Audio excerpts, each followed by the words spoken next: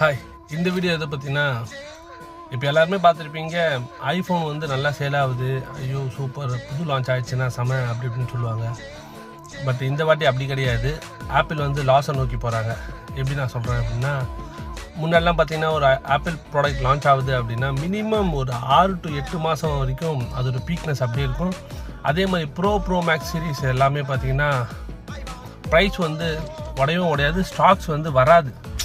இப்போ எப்படி சொல்கிறது, போன வாட்டி வந்து 140க்கு லான்ச் பண்ணாங்களா, அந்த ஃபோன் வந்து 140க்குனா மார்க்கெட்டோட க்ரேஸ் வரைக்கும் 8 மாதம் லான்ச் ஆன நவம்பர் மாதம் லான்ச் ஆச்சு. அதுலேருந்து 8 மாதம் வரைக்குமே அதோட ப்ரைஸ் வந்து அப்படி தான் இருந்துச்சு. அதுலேருந்து குறையில டிமாண்ட் வந்து செம்ம ஹையாக இருந்துச்சு, சூப்பராக போயிட்டு சேல் ஆகிட்டு இருந்துச்சு. இன்னும் கேட்டால் அந்த ஸ்டாக் இல்லைன்னு நிறைய பேர் வந்து கதறிட்டு சத்தம் போட்டு போவாங்க.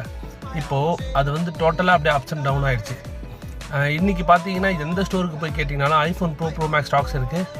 ஆனால் சாரி ஐஃபோன் 17 ஸ்டாக் இல்லை. கேட்டால் என்ன சொல்கிறாங்க, சார் டிமாண்ட் சார் நல்லா ஃபோன் சேல் ஆகுது அப்படிலாம் கிடையாது. எல்லாமே ஏமாத்து கேஸு.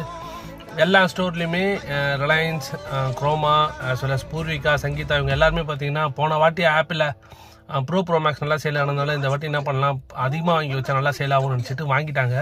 அன்ஃபார்ச்சுனேட்லி 10 லட்சத்தில் இருக்க வேண்டிய ஸ்டாக் எல்லாம் பார்த்தீங்கன்னா இப்போ 50 லட்சத்துக்கு மேலே தாண்டவும் அவங்களால திருப்பி ப்ரொக்யூர்மெண்ட் பண்ணி வாங்க முடியல. ஸோ அதனால தான் 17 வாங்காமல் இருக்காங்க.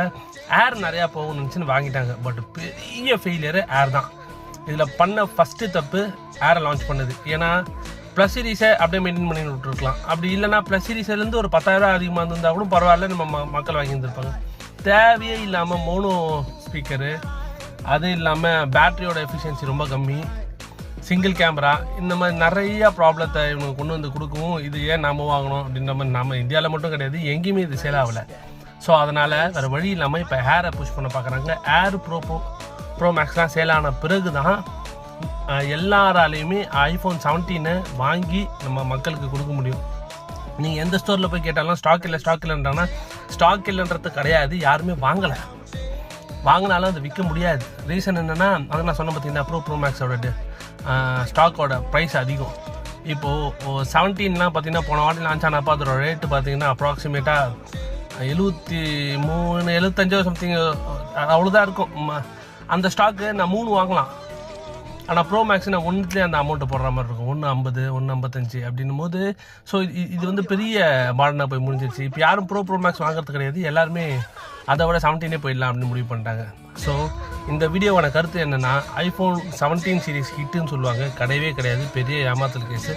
ஐஃபோன் 17 அண்ட் சீரியஸ் எல்லாமே ஃபெயிலியர். நீங்கள் எந்த ஸ்டோருக்கு போனாலும் ஐஃபோன் ஏர் தான் விற்க பார்ப்பாங்க. ரீசன்